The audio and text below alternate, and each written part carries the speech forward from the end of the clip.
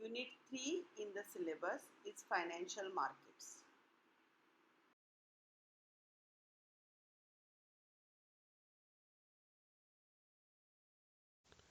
This chapter will have two sections. Section 1 is money market and section 2 will help us to understand capital market. Now financial market, if we try to understand the meaning, it is a market where financial securities are traded. It is broadly classified into money market and capital market.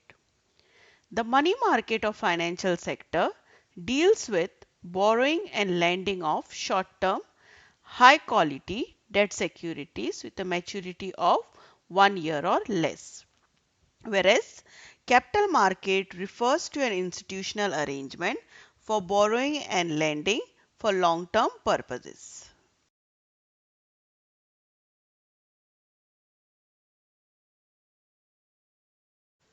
Section 1 will help us to understand different aspects of money market, which will include objectives, features, functions, organizations, instruments of money market along with its participants, role of central bank in money market, and it will at the end give an overview of India's money market.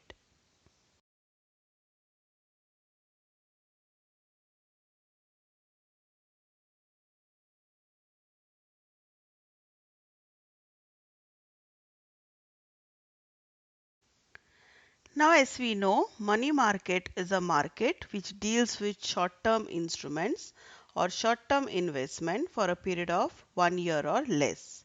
The regulator of money market is Reserve Bank of India. So in this part, let us try to understand what are the different objectives of money market. The first objective of money market is to breach the liquidity gap in financial sector by providing short-term funds to borrowers and short-term securities to the lenders. So it basically provides this link between people who want to borrow and lend for short term. The second objective is to provide avenues for short-term or temporary investment of surplus funds. So if I want to invest my surplus money for less than a year or up to 1 year, then money market is an option. Third one is to provide funds to government or other institutions in order to overcome their short-term deficits. Now, in an economy which is managed by a mixed economy wherein government spends a lot on the welfare schemes or different public works, sometimes government falls short of funds and needs to borrow from market. So, their short-term funds can be borrowed from money market.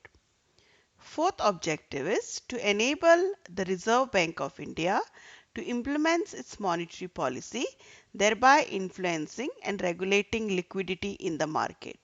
So as I have said, RBI is a regulator of money market and hence whenever economy is facing inflation or recession, RBI accordingly either reduces the liquidity or increases the liquidity in the market in the economy through money market. Last one is to coordinate with the government in order to ensure financial and fiscal stability in the economy.